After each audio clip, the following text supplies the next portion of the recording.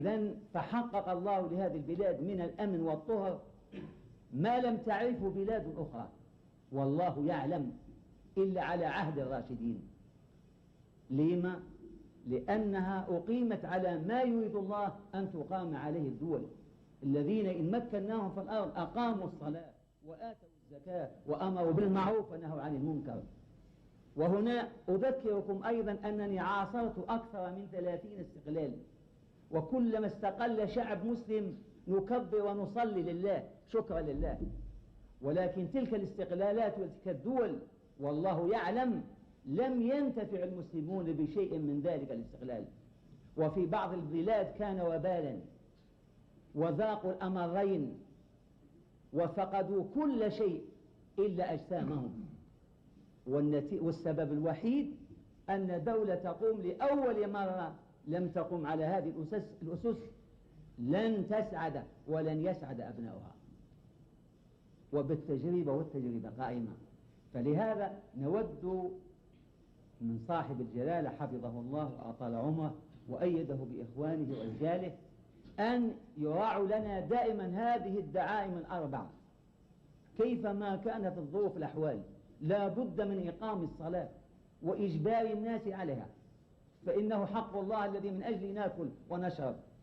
ولا بد من إيتاء الزكاة مهما أثرينا ومهما اتسعت أموالنا، لا بد من جباية الزكاة ولو كانت حفنة الشعير، لأنه حق الله.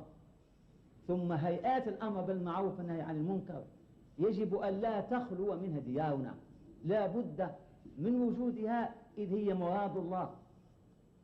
ثم يختار لها الأكفاء والصالحون ويؤيدون بالسلطان، والله يزع بالسلطان ما لا يزع بالقرآن، حتى نرضي الله عز وجل ونأمن على سلطاننا وبقائنا. فإننا مع الله ما كان الله معنا، ومن كان الله معه ووليه لن يضره أحد. فيا معشر الأبناء، هذه الآية بيود أن تكتب أمام كل حاكم: الذين إن مكناهم في الأرض أقاموا الصلاة وآتوا الزكاة وأمروا بالمعروف ونهوا عن المنكر ولله عاقبة الأمور. فأيما دولة لا تقوم على هذه الأسس كما قال الحكماء دولة هاوية السلك، وسلطانها وإن طال المدى إلى هلك. والتجربة قائمة، والله تعالى أسأل أن يبقي لنا جلالة الملك وإخوته وإخوانه، وأن يبقي لنا هذه الدولة تقوم باسم الله وعلى شرع الله حتى نتنفس سعداء أو نشم رائحة الإيمان والإسلام. اللهم يا ولي المؤمنين ويا متولي الصالحين انصر هذه الحكومة ورجالها، وأيدهم بتأييد من عندك، ووفقهم لما تحبه وترضاه، وكن لهم ولا تكن عليهم، وارزقهم يا رب من ينصرهم ويؤيدهم على شرعك وعبادتك، إنك ربنا. وصلى الله على نبينا محمد وآله وسلم. الله يطول عمرك. ذكرت الملك عبد العزيز في الصلاة بهذا. كان الملك عبد العزيز أنا وشقيقي الأمير محمد كنا طول عمرك إذا جاء الفجر، ونوم كنا أعمارنا على 7 سنين. نعم. فكان الفجر يمر علينا، هذا في الشتاء وفي الصيف، خلي طريقه علينا لبغرة المسجد. فكان الواحد إذا ما قام ياخذ مويه باردة في الشتاء في عز البرد يصبوا عليه. ولكن دخلنا فرق في الفجر فاتنا مع الملك عبد العزيز أحمد. وكنا طول عمرك كنا في مغازيه وفي روحاته وجياته، كنا طوق نمشي بعد ما نتعشى بعد المغرب على الجمال طوق ما فيها، فنمشي طول عمرك إلى نجي باقي على الفجر 2 3 ساعات ونبات، لأن الدنيا كانت حر شوي.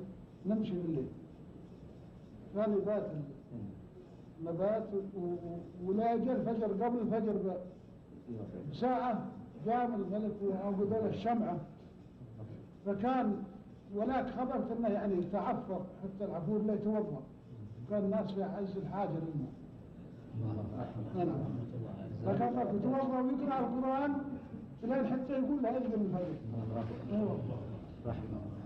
انها لما ما احد قايم.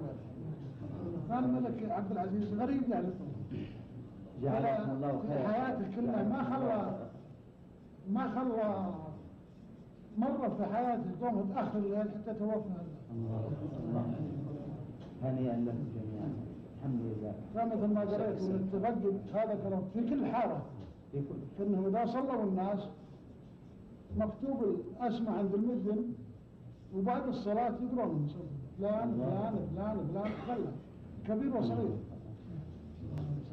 هنيئا لكم، جزاكم الله خيرا، نسأل الله لا حرمنا الله من وجوده.